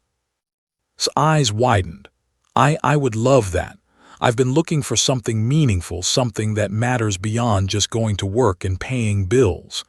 After the separation, everything felt hollow. But this, helping kids like Emma, kids who are suffering, that would mean something. "And Ms. Baldwin continued, turning to Sarah, "Emma mentioned Friday pizza nights. What if that became a regular thing? Not forced, not fake, but a weekly touch point where both families, the family and me, come together for an hour. Nothing complicated. Just pizza, letting Emma see that her people can coexist peacefully, that Buddy can move between homes without it being traumatic or contested." Sarah was nodding, tears streaming down her face. "Yes. God, yes. I want that. I want Emma to see adults modeling cooperation and kindness instead of bitterness and fighting. I want her to grow up knowing that even when relationships change, families can adapt and survive." Doctor was practically glowing, her clinical excitement barely contained. "Your Honor, this is extraordinary. What they're describing is a collaborative co-parenting model that extends beyond the nuclear family. Research shows that children thrive when they're surrounded by a network of supportive adults who communicate well, even after family structures change.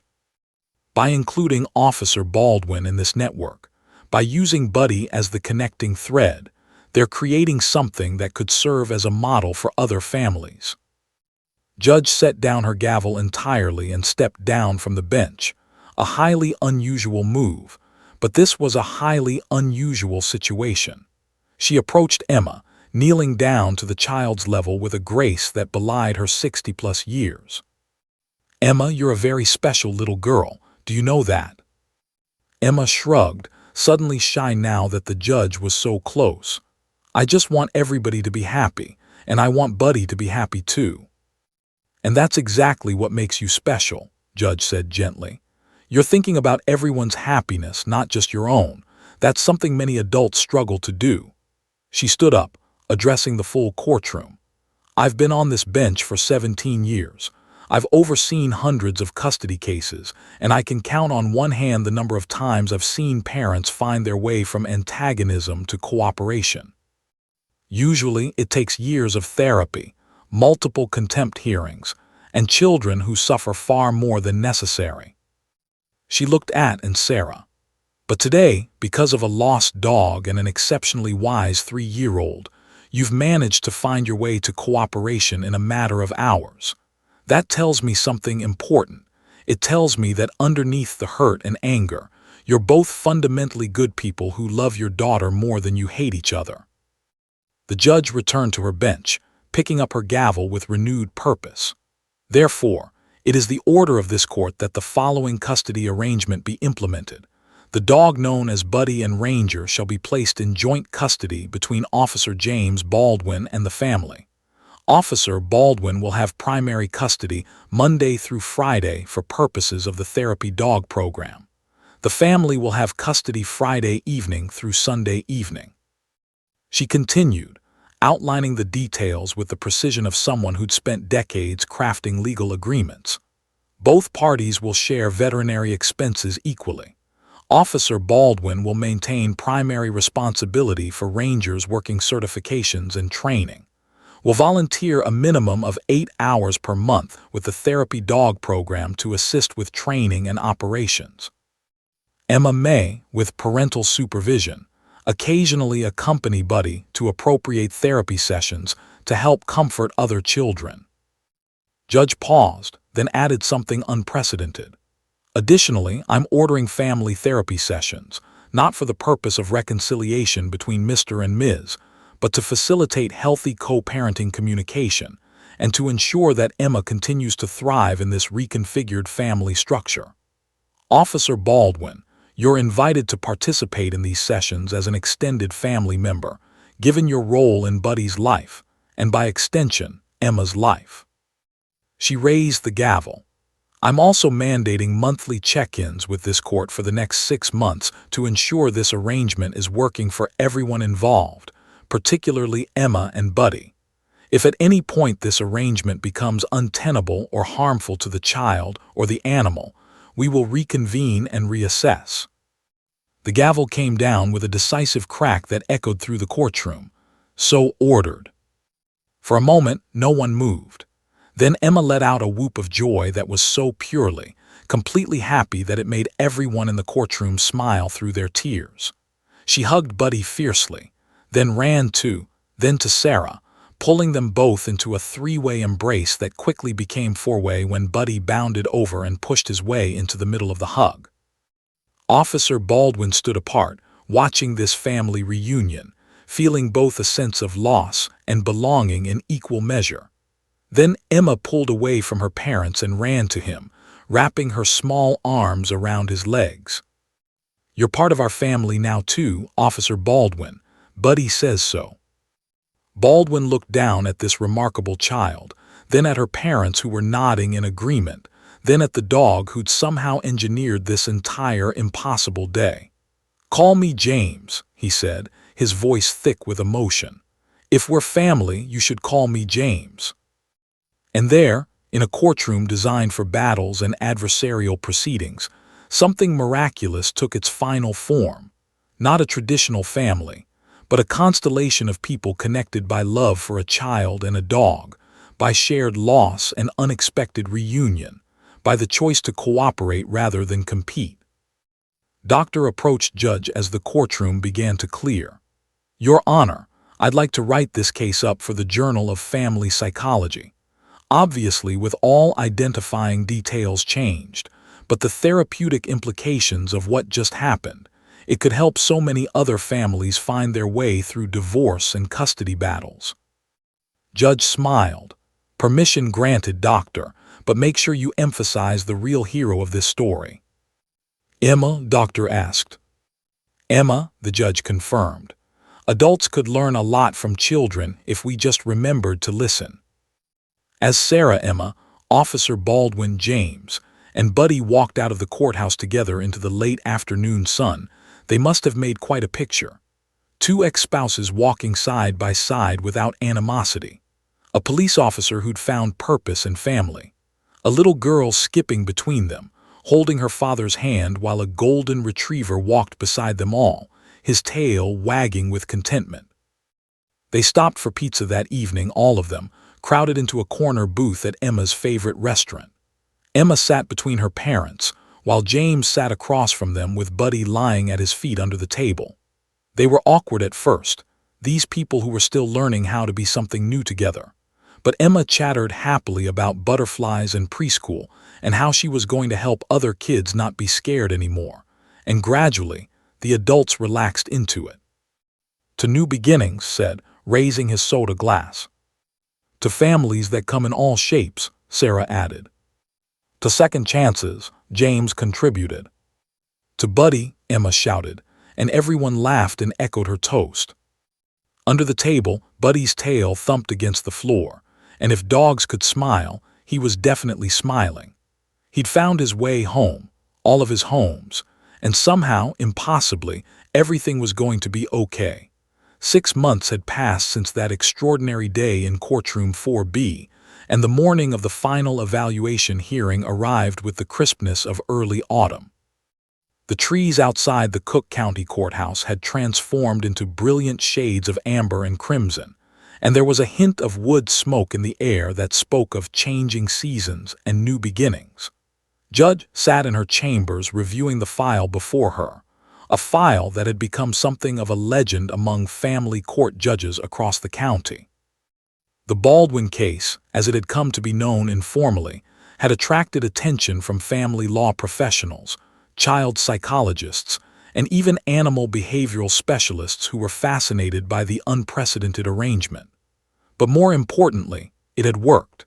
Against all odds, against every conventional wisdom about custody arrangements and co-parenting after acrimonious divorces, it had actually worked. Dr. Lisa entered the judge's chambers carrying a thick folder of documentation. Your Honor, I have the 6-month evaluation report you requested. I think you're going to be very pleased with what you read. Judge took the folder, scanning through the executive summary with practiced efficiency. But as she read, her professional demeanor softened into something approaching wonder. Doctor, these results are remarkable. Emma's anxiety scores have dropped by 73%. Her selective mutism has completely resolved. She's thriving academically and socially. And according to her teachers, she's become something of a peer counselor. Other children come to her when they're upset. That's not even the most interesting part, Doctor said, unable to contain her excitement. The cooperation between Sarah and James Baldwin has exceeded every metric we have for successful co-parenting. They've attended every family therapy session. They communicate proactively about scheduling. They've even started celebrating holidays together, not because they have to, but because Emma asked and they all agreed it was a good idea. The psychologist pulled out photographs from the file. This was Emma's 4th birthday party last month.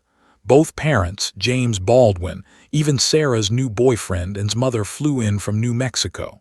20 kids from Emma's preschool class, and Buddy helped facilitate games and provided comfort to a child with autism who was overwhelmed by the noise. Look at these faces, Your Honor. That's what a healthy, reconfigured family looks like. Judge studied the photos. There was Emma, radiant in a princess dress, with Buddy wearing a ridiculous party hat beside her. And Sarah were in the background, talking and laughing, not with the intimacy of romance, but with the comfortable warmth of people who'd chosen peace over bitterness. James Baldwin was helping a small child pet Buddy gently, his face showing the contentment of someone who'd found his place in the world. What about Buddy's therapy work? The judge asked. Has the split custody arrangement affected his performance? Quite the opposite, Doctor replied. According to Officer Baldwin's reports and the therapy program director, Buddy, they still call him Ranger during work hours, has become even more effective. In the past 6 months, he's worked with 89 children. The success rate for children able to complete testimony or provide statements in his presence is now 97%. 3 separate prosecutors have written letters praising his impact on their cases. She pulled out more documentation. But here's what's truly extraordinary: has become one of the program's most valuable volunteers. He's completed certification training and is now handling therapy dog cases independently. He's even training a second dog, a Labrador named Murphy, to join the program. The director says has a natural gift for the work, and several traumatized children have specifically requested him because he understands what it's like to lose something important. Judge felt that rare sensation that came perhaps once or twice in a career, the feeling that she hadn't just resolved a case, but had genuinely changed lives for the better. And the Friday pizza nights. Doctor smiled. Without fail, every single Friday for 6 months, it's evolved too. Sometimes Sarah's sister Maria joins them. Once, new girlfriend came. James Baldwin brings his nephew sometimes. They've created this extended family network that Emma treats as completely normal. She doesn't see it as weird or complicated. To her, it's just her family, period. There was a knock on the door, and the bailiff announced that the parties had arrived for the evaluation hearing. Judge stood, straightening her robes, preparing to make what she already knew would be her final ruling on the matter.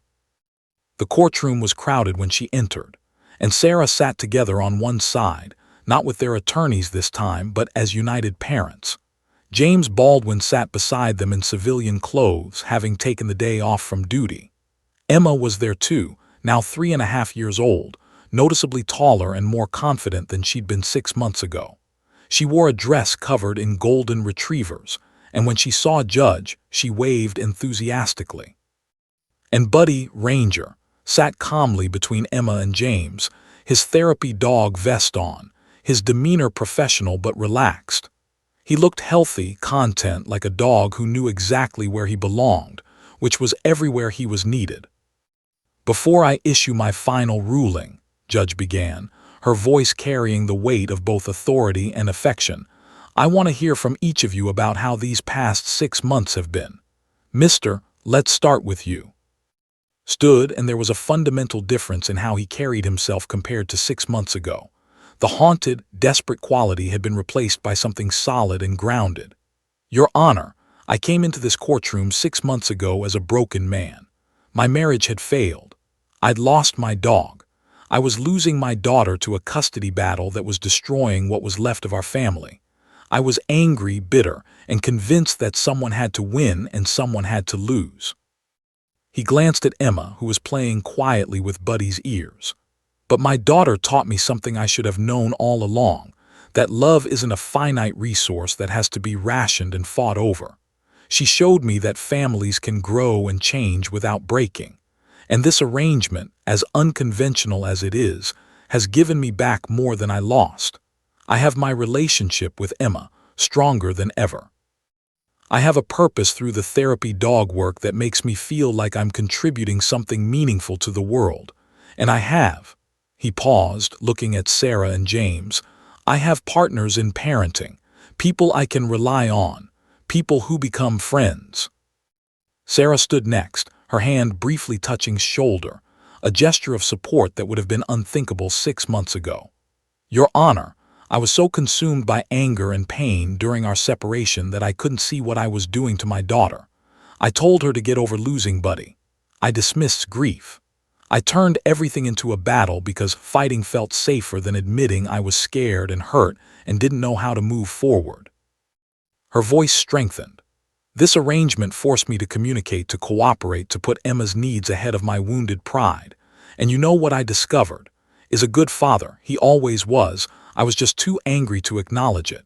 And James," she smiled at Baldwin, "James became the bonus family member none of us knew we needed. He's been Emma's mentor, friend, and someone I trust completely with both my daughter and our dog." The Friday dinners started as an obligation, but now they're the highlight of my week. Watching Emma surrounded by people who love her, seeing her confidence and joy, that's what matters. Not who won the custody battle, because there was no winner or loser. We all won. James Baldwin stood, his police officers bearing evidence even in civilian clothes. Your Honor, 6 months ago, I was prepared to give up Ranger, to give up Buddy, because it seemed like the right thing to do. I thought there was no way to honor everyone's needs, so someone would have to sacrifice. But Emma taught us there was another way. She saw the solution we adults were too stuck in binary thinking to imagine. He reached down and stroked Buddy's head. This arrangement has given me a family I never expected, has become a genuine friend. We grab coffee every Wednesday morning before I start my shift. Sarah invited me to her book club, which sounds ridiculous, but I actually went, and it was nice to have social connections again. And Emma, his voice caught slightly, Emma calls me Uncle James now. She made me a Father's Day card because, as she explained, you take care of Buddy like a dad, so you get a card too. I have that card framed in my apartment. He looked at Judge directly. The therapy program has flourished with this arrangement. Volunteer work has been invaluable, and having Buddy split his time between homes hasn't diminished his effectiveness. If anything, it's enhanced it. He's a dog who knows about loss and reunion, about families in transition, about love that adapts and persists. That lived experience makes him perfect for helping traumatized children who are going through similar situations. Judge nodded, then looked at Emma.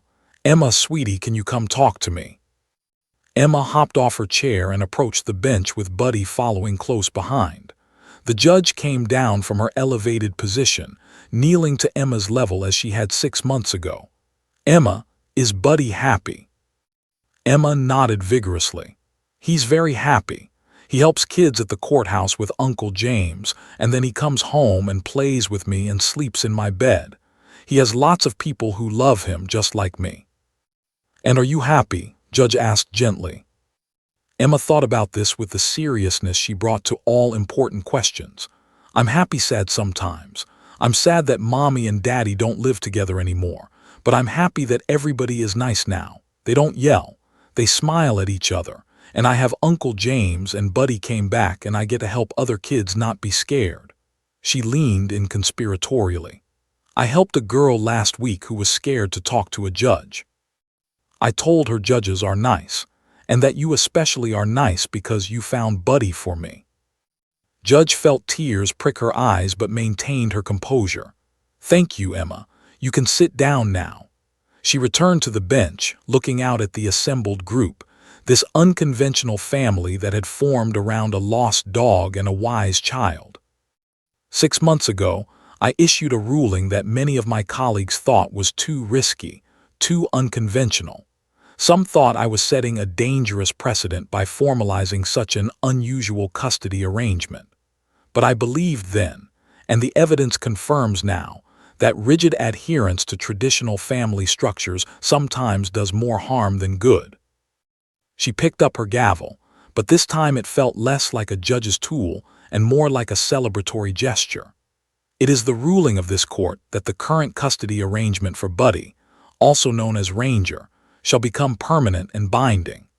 Joint custody between Officer James Baldwin and the family will continue under the terms previously established, with all parties demonstrating exemplary cooperation and commitment to the arrangement's success. The gavel came down, but Judge wasn't finished. Furthermore, I'm formally closing the custody case regarding Emma. Mr. and Ms. have demonstrated successful co-parenting that prioritizes their daughters above personal conflict. The current custody arrangement, joint physical and legal custody with alternating weeks, is working beautifully and will remain in place. She looked at each of them in turn. But beyond the legal rulings, I want to say something personal. In 17 years on this bench, I've seen the worst of what happens when families fracture. I've seen children traumatized by parents who weaponize them against each other. I've seen bitterness that lasts decades, poisoning everyone it touches.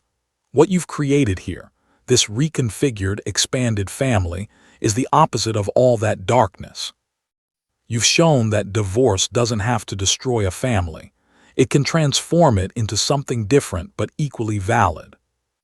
She smiled, a genuine expression of warmth rarely seen in formal courtroom proceedings.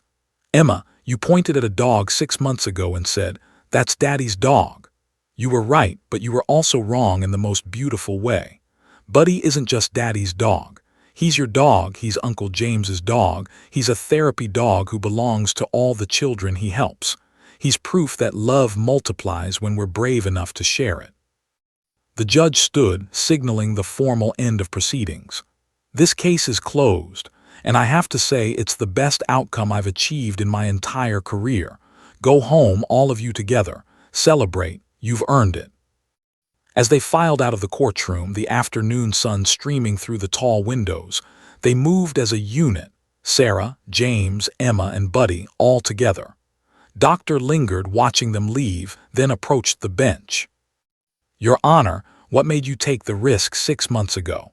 What made you believe this could work when it was so unconventional?" Judge gathered her files, preparing to return to her chambers. Emma's face when she saw that dog, the absolute certainty in her voice when she said Daddy's dog. "Sometimes, Doctor, children see truths that adults have been educated out of recognizing."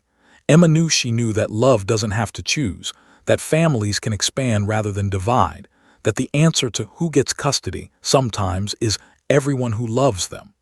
"I just had to be brave enough to listen to a 3-year-old who was wiser than any of us." That evening they gathered not for court-mandated Friday pizza, but for a celebration dinner at Sarah's apartment. The table was crowded, and his girlfriend, Sarah, and her boyfriend, James, Emma, Maria, Sarah's sister, and his mother who was visiting from New Mexico. Buddy lay under the table, receiving surreptitious treats from multiple sources, his tail thumping contentedly against the floor. Emma stood on her chair, a violation of rules that everyone ignored for the moment, and raised her juice box. "I want to make a toast," she announced. The adults fell silent, smiling at this small person who'd orchestrated miracles. "Thank you to Buddy for coming back and for helping sad kids not be sad anymore. Thank you to Mommy and Daddy for not fighting anymore. Thank you to Uncle James for sharing Buddy and for being our family now. And thank you to the nice judge for listening when I said Buddy could have 2 homes like me." She sat down with a thump, pleased with her speech. But then she added one more thing, so quietly that only those closest to her heard it. "See, Buddy, I told you we'd all be together again. I knew you'd find your way home." And Buddy, who had indeed found his way home, to multiple homes, to a family reimagined and expanded, rested his head on Emma's foot under the table and closed his eyes, content in the way only a dog who is exactly where he belongs can be. The story of the toddler who pointed at a K9 in court and changed everything became legendary in Chicago's family court system. Judge used it as a teaching example for other judges. Doctor published her case study, which influenced custody proceedings across the country. The therapy dog program expanded, with training 3 more dogs over the following years. But more importantly, Emma grew up knowing that families come in all forms, that love can weather transitions and transformations, that sometimes the most important thing adults can do is listen when children speak their truth. She grew up watching her parents cooperate with grace, watching Uncle James become an integral part of her life, watching Buddy help dozens of traumatized children find their voices. And on her 18th birthday, when Emma decided to study psychology with a focus on child trauma, everyone knew exactly where that calling had originated. In a courtroom on a spring day when she was 3 years old, when she pointed at a golden retriever and said 5 words that changed everything. "That's Daddy's dog," he came back. Sometimes lost things do come back. Sometimes families break and reform into something stronger. Sometimes a 3-year-old girl is the person in the room. And sometimes a dog is exactly the miracle everyone needed, even if they didn't know they were searching for one. The end.